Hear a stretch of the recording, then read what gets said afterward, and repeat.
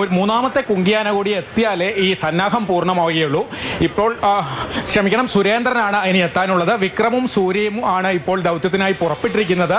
മാനന്തവാടി നഗരവീതിയിലൂടെ കുങ്കിയാനകൾ നടന്നു നീങ്ങുകയാണ്.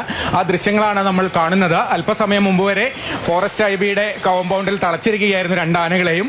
ഇപ്പോൾ ഈ എലിഫന്റ് സ്ക്വാഡ്, മുത്തങ്ങ എലിഫന്റ് സ്ക്വാഡിലെ അംഗങ്ങളും ഈ രണ്ട് ആനകളും പുറപ്പെട്ടു കഴിഞ്ഞു. ഇവർ കാട്ടാനയുള്ള പ്രദേശം ലക്ഷ്യമാക്കി നീങ്ങുകയാണ്. ഇനി സുരേന്ദ്രനാണ് എത്താനുള്ളത്. സുരേന്ദ്രൻ ലോറിയിൽ മുത്തങ്ങയിൽ നിന്ന് വന്നുകൊണ്ടിരിക്കുന്നു എന്നാണ് നമുക്ക് ലഭിക്കുന്ന വിവരം.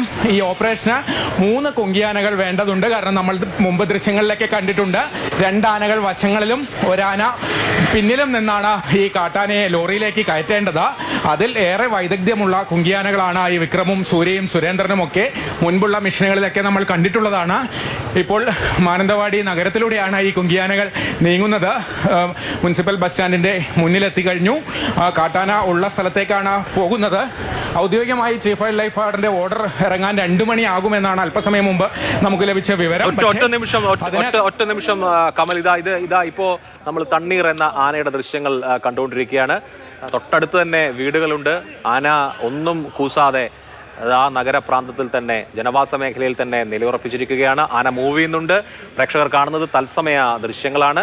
അല്പസമയം വിശ്രമിച്ച ശേഷം ജനവാസ മേഖലയിൽ തന്നെ ആന നിലയുറപ്പിച്ചിരിക്കുകയാണ്. ആന മുന്നോട്ട് നീങ്ങുകയാണ്.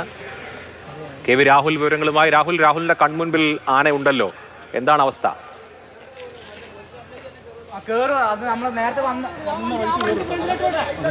രാഹുൽ,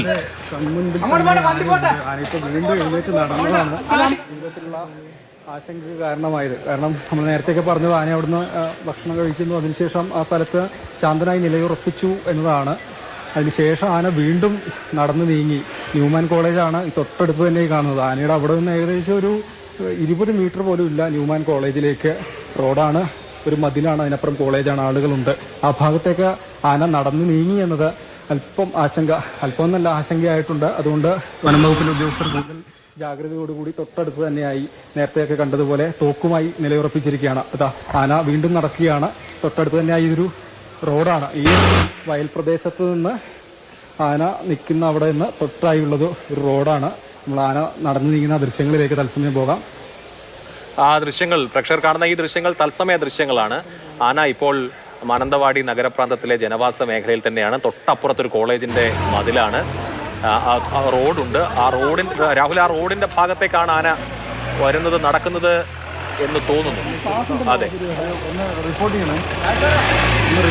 ചിലയിടത്ത് വാഹനം, ഒരു വാട്ടർ ടാങ്ക് ഉണ്ട്. ആ റോഡിലേക്ക് തന്നെയാണ് ആന വന്നുകൊണ്ടിരിക്കുന്നത്.